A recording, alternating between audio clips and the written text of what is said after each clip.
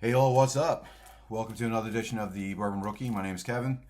Today I'm a little bit more of the cigar rookie. I'm going to be doing a cigar tasting. Tatuaje.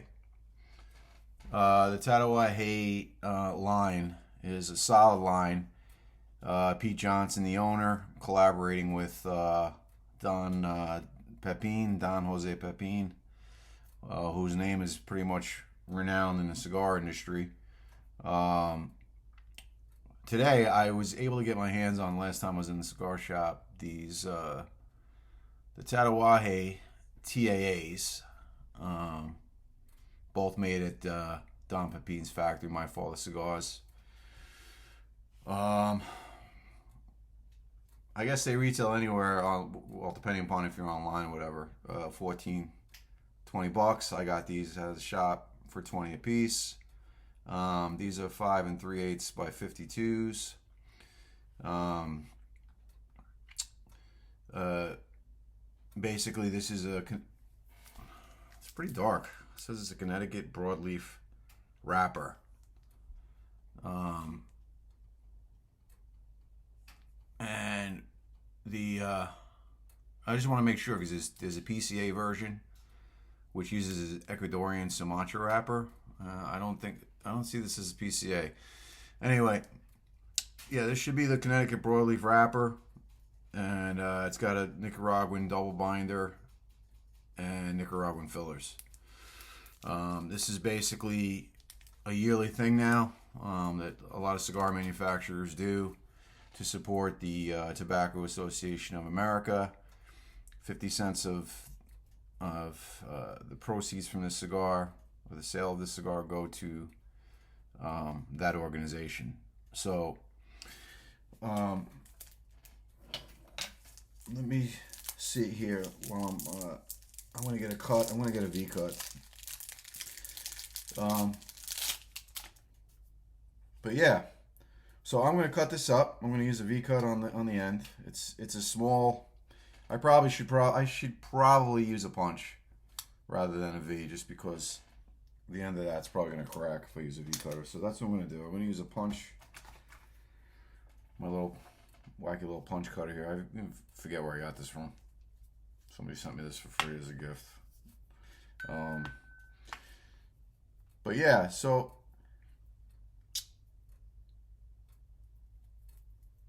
I'm punching that bad boy out, and yeah, just like I thought. Yeah, unfortunately, the end did kind of crack on me a little bit. So I hate that. I knew that was going to happen with the V cut, and it did it anyway with the punch. So I'm going to leave it as is, and I'm going to put on a jacket, and I'm going to head outside. I've been getting into watching a lot of Jeremy Sears videos. I'm doing a lot of YouTube surfing. I just recently retired, and I'm kind of bored, so it's the main reason why I do a lot of these videos. And I'm kind of having fun with it as I go along. Hopefully I'm getting better with my delivery. But man, oh man, that guy, if you ever watch his videos when he's smoking cigars, he's got like the ultimate man cave. He's got like the chairs set up. He's got like the beautiful cigar, like man cave room, Memphis cigars, humidification, lighting. Me, I got, a little curtain behind me and, 2 rattan chairs, but I wish I could smoke it inside, but got rules for that until we can live like Jeremy Sears. So big shout out to him. I'm gonna put on a jacket and head outside. Luckily for me, we've been blessed with unusually warm weather again in New York. We're about 50 degrees and falling. So let me get out there and get into some tasting impressions. So hang tight. Thanks, guys. Be back.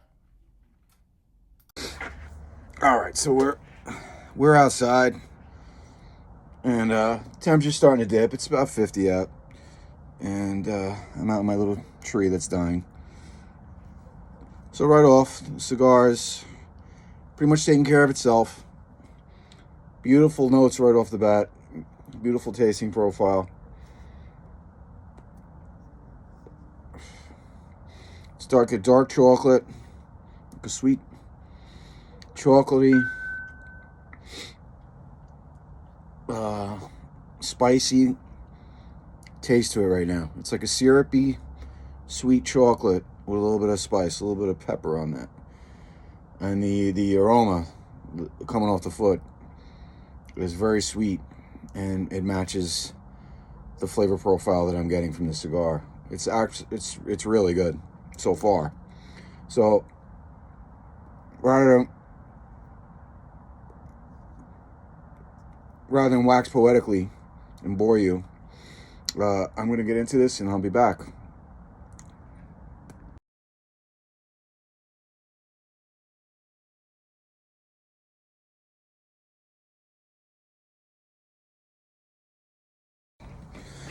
All right, guys, so I'm back. I gotta say, I've gotten into the first foot, or a little bit into the foot, excuse me.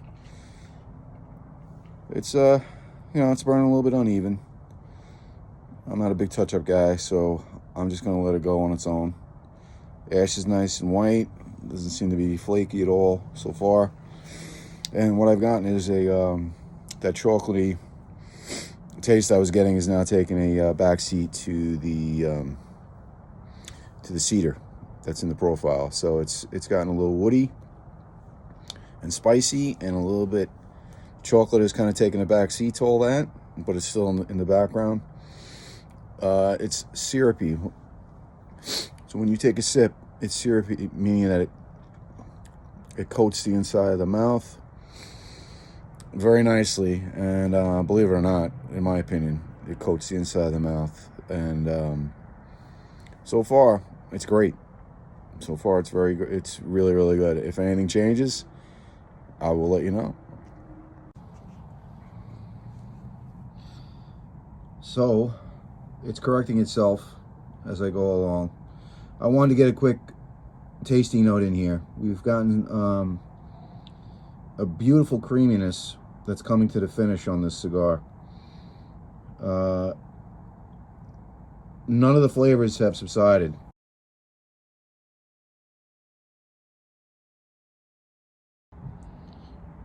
Look at that beautiful white ash.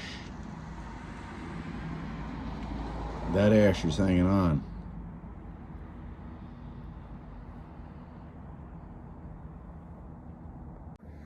So I'm in the final third of the cigar, and it's been a flavor bomb. It's the chocolate has come back and has taken a front seat.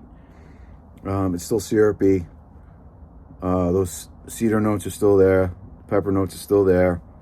But it flows from the beginning to the end of a bunch of flavor changes that have just been wonderful. So I tried pairing this with a bourbon, and I'm not liking the two together, because this cigar on its own should just be smoked on its own with a glass of water.